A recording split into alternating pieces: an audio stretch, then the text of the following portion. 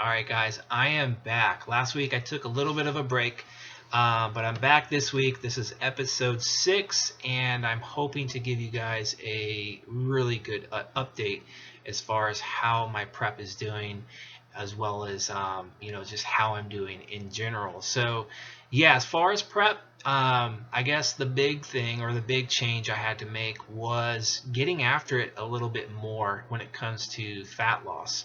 I was stalled out at about 189 pounds, and I was seeing that for like basically almost 2 weeks, like straight, just a lot of 189s.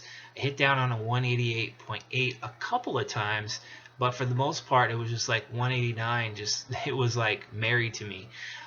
So in order to get that divorce from 189, I had to make a decision to basically either ramp up cardio or lower food down or a little of both. So I chose to do both. At first I went with more cardio, really wasn't seeing too much of a difference. But it wasn't until I lowered my calories down a little bit on my low macro days or low calorie days where I started to see the scale start to move and visibly start to see a little bit better progress. So basically what I did was I've taken my calories down to anywhere between 1800 to 1900, and that's coming down from about 2000 and maybe 2100 on some days. So a decent reduction, and I know people are going to hear that and go, holy shit, 18 to 1900 calories for a guy your size, that's not a lot of food. And it isn't a lot of food. And the thing is, I guess, because I'm not very active, I think, my body just does not require too much fuel. So I guess if anything, the good thing is that I guess not requiring so much fuel is probably the reason why, I'm not overly hungry. Yeah, I've had my moments thus far with prep where I'm like, okay, I'm pretty hungry.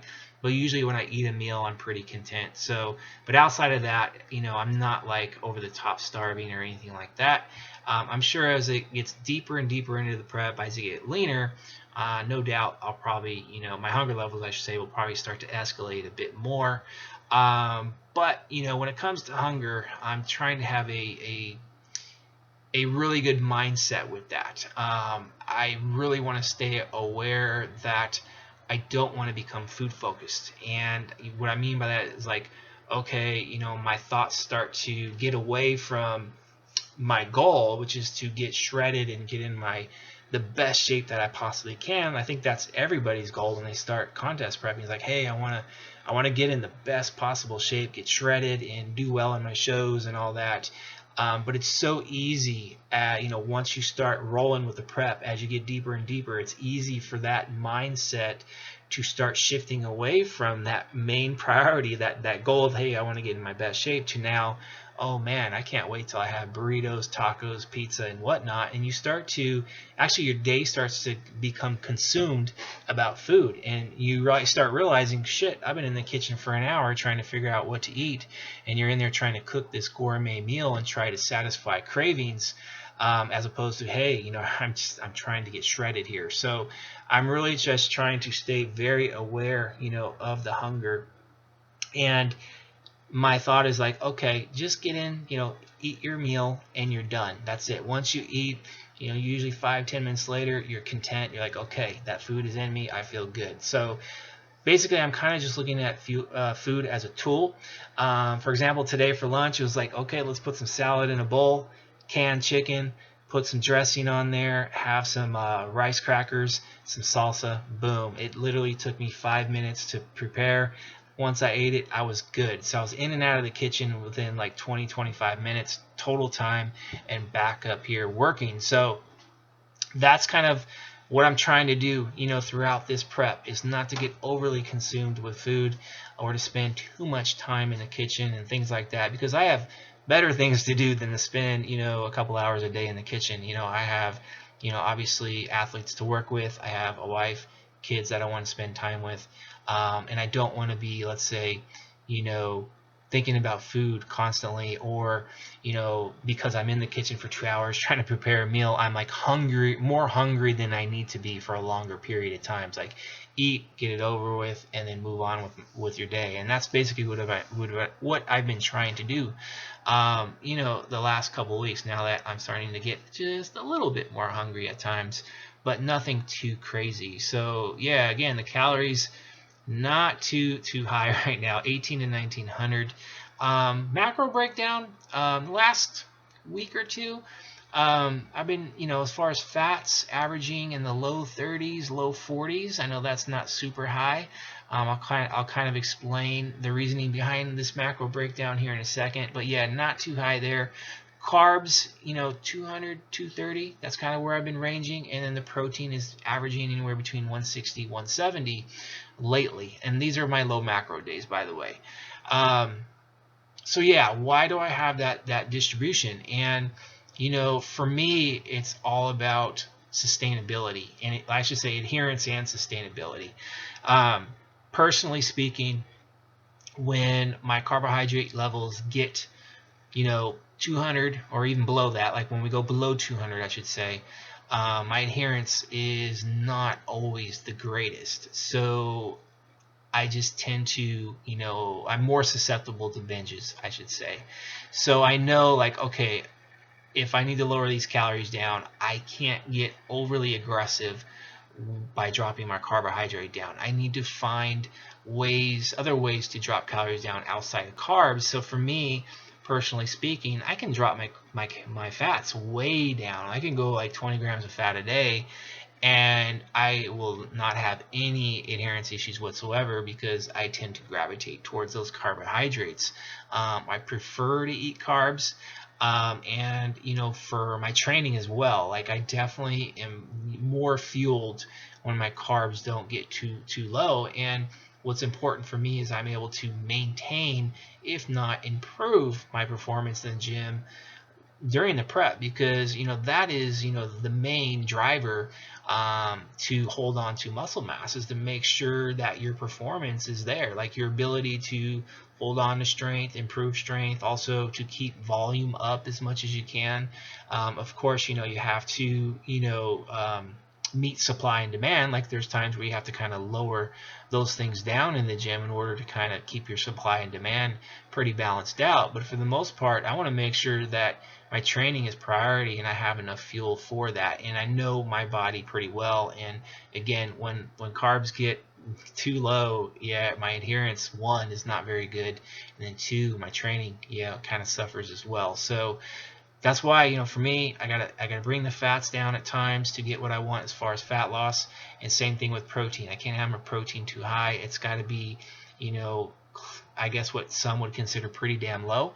I know, like 160 to 170, people are going to go, whoa, that's not even a gram per pound.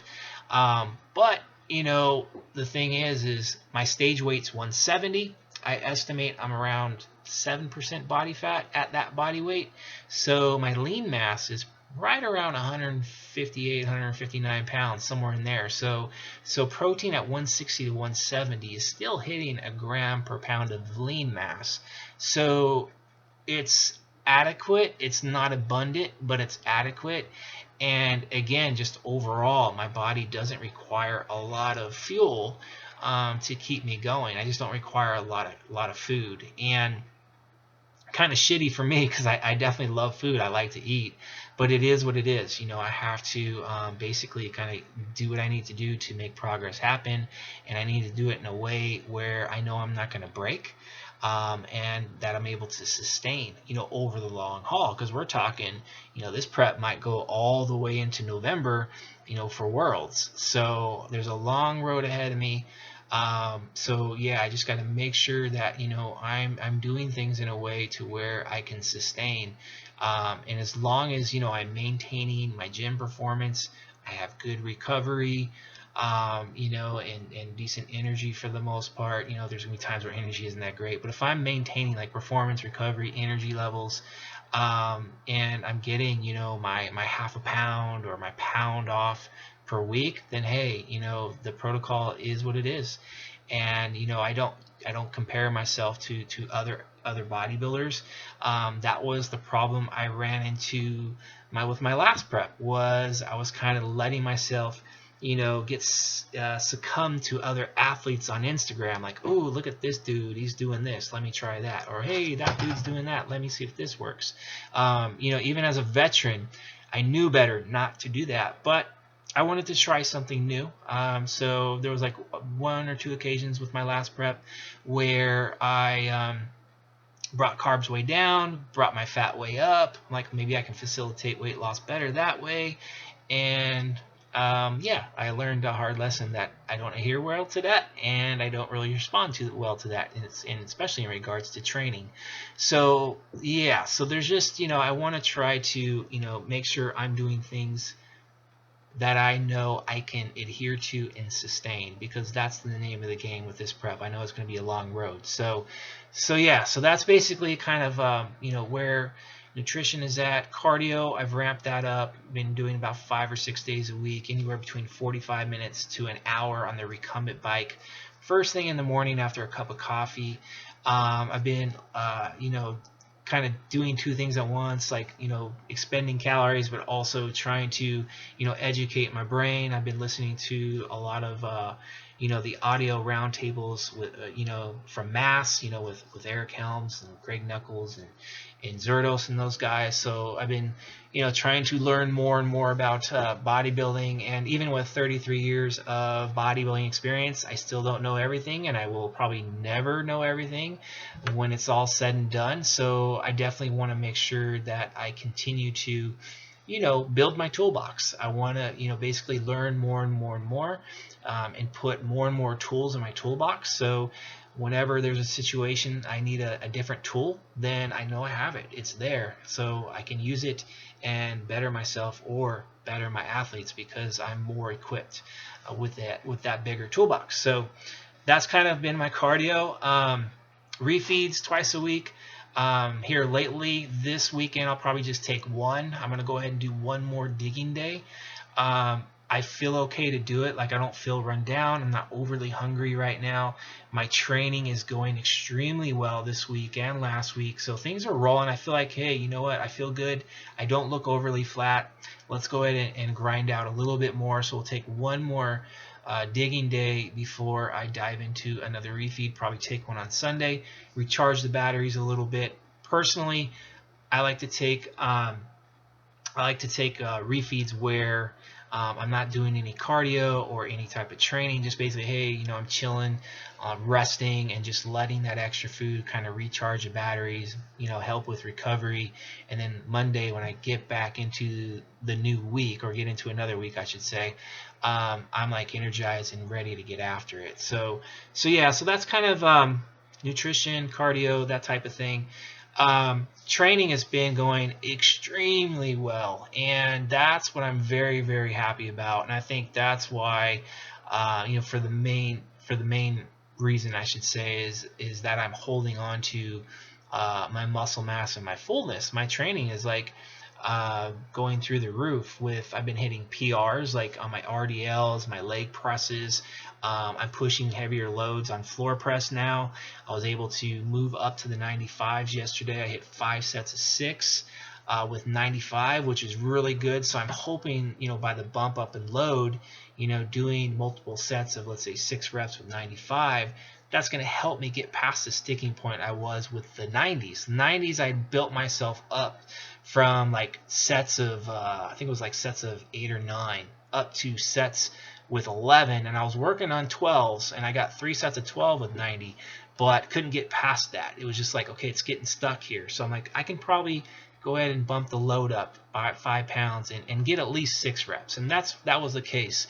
So I think, the 95s, working with that for a little while, I think when I do go back and make 90s more that priority and shoot for those 12s, I think I'm going to get it. So we'll see in the next 2 to 3 weeks how that pans out. But overall, yeah, my lifts are just been flying. And the one lift that I'm just really, really ecstatic about is those RDLs. My last RDL session, I got 415 for 3 sets of 6, and I think I could have, if I wanted to, pushed it to like 8 or 9 reps for 3 sets. But I didn't want to risk, injury. I think I want to make sure that I can continue to lift heavy in the weeks to come, and I think I'm setting myself up for success because I am picking my spots, when to push, when to back off, and I feel pretty confident now that, okay, 425, I can make that happen for 3 sets of 5, whether that happens in the next session or it takes maybe 2 or 3 sessions to kind of hit that target. I think the potential is there and I'm capable of doing it, but I definitely want to be smart about it. I don't want to just say, hey, every session, let me just keep pounding it, try to increase the load, or try to, or pushing myself, like letting the reps in reserve come down too low, trying to hit those targets. I want to be smart about it. Like if you think about it, my overall demand is getting high, like the training demand, the loads are going up, over time, and I'm also dieting, I'm losing weight, digging harder with lower calorie days, got the cardio going 5-6 days a week. So there's a lot of demand right now, and the last thing I want to do is to just snap. So with a lift like RDL, I think it's smart to say, okay, maybe 1 session heavy, 1 session light, maybe even 2 sessions light. And when I say light, it's like, instead of my usual 5 to 6 rep range for heavy, I'll say, okay, 8 to 10 for the light. So it's not necessarily light. It's just like it's not, we're not going 5 to 6 reps every single session where the demand is pretty high. So I might have to, go heavy, maybe do 2 lighter sessions before I go back to heavy. But I'll kind of play it by ear. I'll auto-regulate it as needed. But again, I'm just making sure that I'm using those tools to my advantage, and having awareness of where I'm at in the process and how I'm feeling, all those factors like my sleep, my energy levels, and whatnot. All those things come into play when I make my decisions in the gym as far as how I'm going to attack that specific session. There's a structure in mind, but again, a lot of auto-regulation. But yeah, overall, like I said, everything is going pretty well. Digging, I'm going to have to dig. I mean, that's just the bottom line. I'm going to have to dig a little bit harder to facilitate fat loss. That's probably the only thing right now I would say that I wish was probably had a little bit more of a faster pace, was just getting leaner faster. But I also know too that you don't necessarily want to, let's say, go too aggressive with that. Like you don't want to make it so fast to where your training starts to suffer, you're feeling run down, just in general your overall mood is really shitty, because the last thing I want to do is to feel shitty and to be moody and all that, because again, that's going to reflect on those outside of the gym, like my loved ones. And again, I want to try to balance out prep life and real life. I want to make sure that my relationships aren't being sacrificed or aren't suffering because I'm putting the prep ahead of it. So I know there's some out there who say, hey, you got to sacrifice to win. It's just part of it, and it's true. You do have to sacrifice, but in my opinion, it's about, okay, knowing when to and when not to. And I think that's what at the end of the day, what can separate really, really, really good bodybuilders from average ones is just knowing how to pick your spots. So anyways, this is super, super long. I'm gonna leave it here. Hopefully you guys got something out of this, you enjoyed it, and sorry if it was too long of a ramble, but it was kind of therapeutic for me. So hey, what the hell, I enjoyed it. So anyways, I'll talk to you guys in the next one.